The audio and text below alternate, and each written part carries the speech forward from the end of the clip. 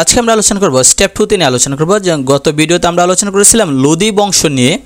আমরা এখন লোদি বংশ সম্পর্কে গত ভিডিওতে আলোচনা করেছি। এখন আমরা স্টেপ 2 তে আলোচনা করব। সেটা হচ্ছে দিল্লি সালতানাতের প্রতিষ্ঠাতা ছিল কুতুবউদ্দিন আইবেক। আমরা জানি যে 1206 সালে তিনি এই সালতানাত প্রতিষ্ঠা করেন। ভারতের দাস বংশের প্রতিষ্ঠাতা আমরা জানি কুতুবউদ্দিন আইবেক। দিল্লির কুতুব মিনার কুতুবউদ্দিন আইবেকই নির্মাণ করেছেন। তার নাম অনুসারে কুতুব মিনার হয়েছে। লাখ বক্স বলা হয় কুতুবউদ্দিন আইবেককে, কারণ তিনি অনেক ধান খয়রাত করেছেন বেশি।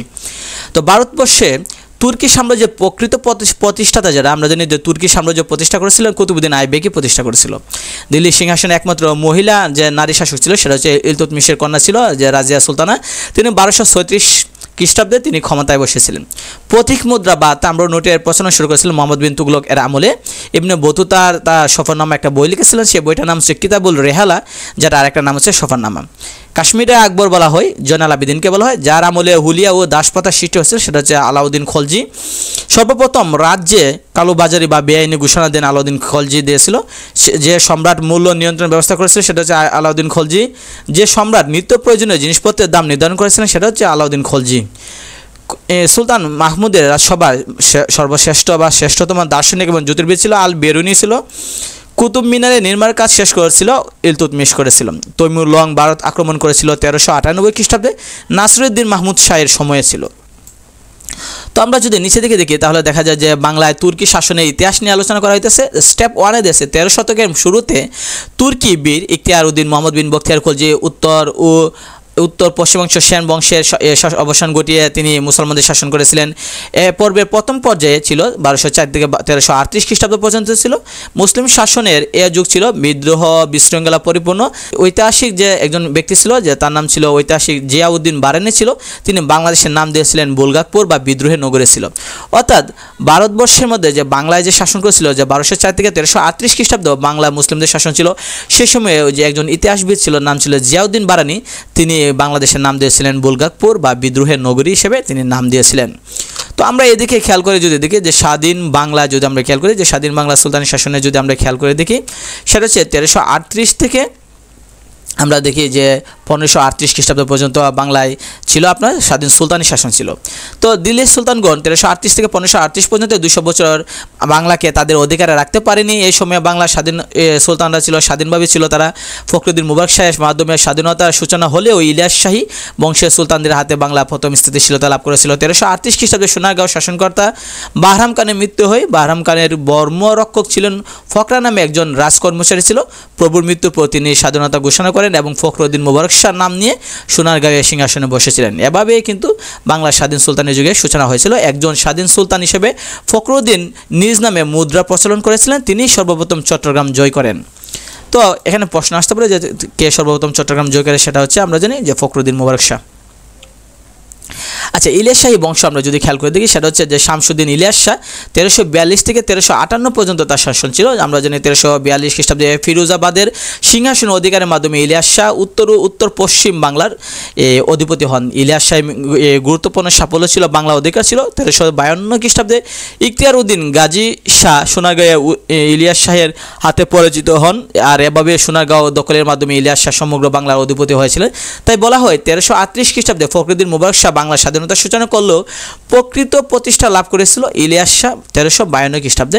ইলিয়াস শাহ সম্মতিকে সমগ্র বাংলার অধিবাসীরা বাঙালি নামে পরিচিত লাভ করেছিল। ইলিয়াস শাহ শাহী বাঙ্গালা এবং শাহী বাঙ্গালিয়ান উপাধি গ্রহণ করেছিলেন।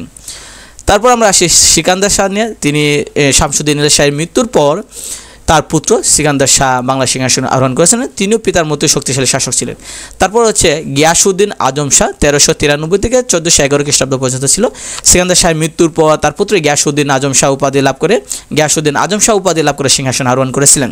তাহলে পরীক্ষা আসতে পারে যে আজম শাহ উপাধি কে ছিলেন, আমরা জানি গিয়াসউদ্দিন। তিনি ছিলেন কাব্য রসিক ছিলেন এবং নিজেও ফার্সি ভাষায় কবিতা লিখতেন। পারস্যের প্রখ্যাত কবি হাফিজের সাথে পত্র আলাপ তার হয়েছিল। তাহলে বিভিন্ন পরীক্ষা আসে যে পারস্যের কবি হাফিজের সাথে কোন শাসকের এই পত্র আলাপ হয়েছিল, সেটা হচ্ছে গিয়াসউদ্দিন আজম শাহ। তার রাজত্বকালে প্রথম বাঙালি মুসলিম কবি শাহ মোহাম্মদ সগীর ইউসুফ জুলেখা কাব্যটা লিখেছিল। তিনি ছিলেন ইলিয়াস বংশের শেষ সুলতান ছিল। তারপর আমরা যদি দেখি সেটা হচ্ছে হুসেন শাহী বংশ, সেটা 1493 থেকে 1538 খ্রিস্টাব্দ পর্যন্ত ছিল।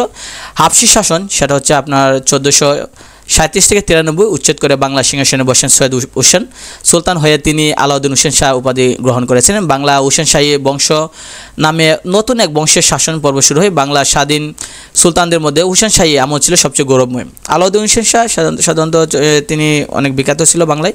1493 থেকে 1519 খ্রিস্টাব্দ পর্যন্ত তিনি শাসন করেছিলেন। সুলতান আলাউদ্দিন হোসেন শাহ ছিলেন হোসেন শাহী যুগের শ্রেষ্ঠ সুলতান ছিলেন। তার সময়ে বাংলা রাজ্যসীমা সবচেয়ে বেশি বৃদ্ধি পেয়েছিল।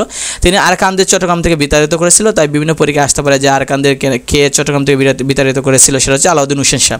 তার শাসনামলে আবির্ভাব ঘটেছিল বৈষ্ণব ধর্মের প্রবর্তক শ্রী চৈতন্যদেবের। তাহলে তার শাসনামলে যে চৈতন্যদেবের উদ্ভব হয়েছে, মানে জন্ম হয়েছিল। এই যুগের প্রখ্যাত কবি লেখকদের মধ্যে আমরা জানি যে গোস্বামী ছিল, সনাতন গোস্বামী ছিল, মালাধর বসু ছিল, বিজয় গুপ্ত, বিপ্রদাস, পরাগল খান এবং যশু রাজ খান উল্লেখযোগ্য ছিল। তার রাজত্বে এই দেশে বিভিন্ন স্থানে অসংখ্য মসজিদ নির্মাণ হয়েছিল।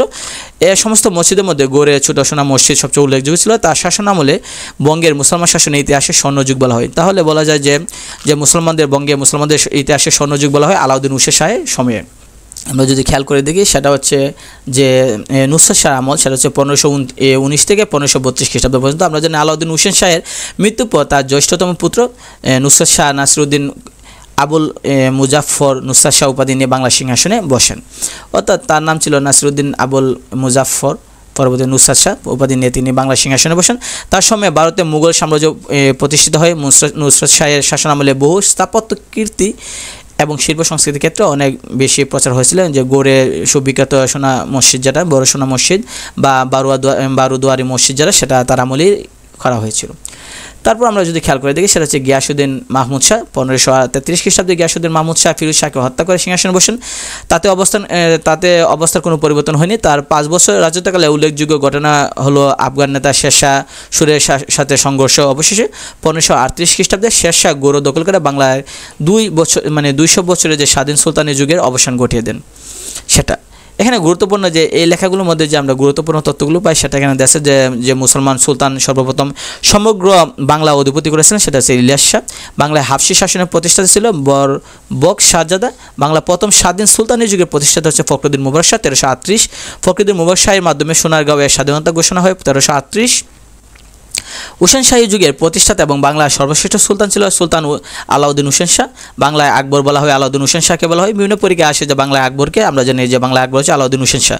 নৃপতি তিলক ও জগৎভূষণ উপাধি ছিল আলাউদ্দিন হোসেন শাহের। আলাউদ্দিন হোসেন শাহের রাজধানী ছিল একডালা। বিভিন্ন পরীক্ষায় আসে যে আলাউদ্দিন হোসেন শাহের রাজধানী কোথায় ছিল, আমরা জানি যে একডালা। চীনে রাজক যে মা ওয়ান সোনারগাঁও সফরে আসছিল 1406 সালে আসছিল। শামসুদ্দিন ফিরোজ শাহ বাংলা শাসন করেন 21 বছর, অর্থাৎ 1301 থেকে 1322 পর্যন্ত। চাঁদপুর থেকে চট্টগ্রাম পর্যন্ত সুদীর্ঘ সড়ক নির্মাণ করেছিলেন ফখরুদ্দিন মুবারক শাহ। গৌড়ের কদম রসুল বড় সোনা মসজিদ নির্মাণ করেছিলেন নুসরাত শাহ। মালদহের বড় পান্ডুয়ার বিখ্যাত আদিনা মসজিদ নির্মাণ করেছিলেন সিকান্দার শাহ। বাংলা যে সুলতানের সময় ভারতে মুঘল সাম্রাজ্য প্রতিষ্ঠা হয়েছিল, সেটা হচ্ছে নুসরাত শাহের সময়ে। স্বাধীন সুলতান বাংলাদেশ শাসন করেছিল 200 বছর, সেটা হচ্ছে 1338 থেকে 1538 পর্যন্ত। ভারতে প্রথম মুদ্রা প্রচলন করেন শামসুদ্দিন ইলতুৎমিশ। পারস্যের প্রখ্যাত কবি হাফিজের সাথে যে পত্র আলাপ হয়েছিল, সেটা হচ্ছে গিয়াসউদ্দিন আজম শাহ তার সাথে। তারপর আমরা জানি যে বাঙালির জাতীয়তাবাদের জনক বলে আখ্যায়িত করা হয় শামসুদ্দিন ইলিয়াস শাহকে। নিজের নামে মুদ্রা প্রচলন করেছিলেন, সেটা হচ্ছে ফখরুদ্দিন মুবারক শাহ। তো বিভিন্ন পরীক্ষা যদি আমরা খেয়াল করি, বিভিন্ন বিশেষ পরীক্ষা সহ বিভিন্ন পরীক্ষায় তারা আসে, যেন বখতিয়ার খলজি বাংলা জয় করেন, আমরা জানি বাংলা জয় করে 1204 খ্রিস্টাব্দে বাংলা জয় করেন। আর এইদিকে যদি আমরা খেয়াল করে দেখি, সেটা হচ্ছে পিএসসি অর্থাৎ বিভিন্ন সরকারি চাকরি পরীক্ষা আসছে। আর ওইদিকে যদি খেয়াল করি তাহলে ঢাকা বিশ্ববিদ্যালয়ে বিভিন্ন ভর্তি পরীক্ষায় আসছে, সেটাও এখানে দেওয়া আছে যে বাংলা নামের প্রচলন করেন কে, সেটা হচ্ছে ইলিয়াস শাহ। আর ওইদিকে যদি খেয়াল করি সেটা হচ্ছে জাহাঙ্গীরনগর বিশ্ববিদ্যালয়ে বিভিন্ন পরীক্ষা আসছে, রাজশাহীতে আসছে, চট্টগ্রাম বিশ্ববিদ্যালয়ে আসছে, মেডিকেল এবং ডেন্টালও বিভিন্ন পরীক্ষায় দেখা যায় যে এই প্রশ্নগুলো আছে। যে আব্বাসী বংশের প্রতিষ্ঠাতা কে ছিলেন, আমরা জানি আবুল আব্বাস আস-সাফফাহ, তিনি ছিলেন আব্বাসী বংশের প্রতিষ্ঠাতা।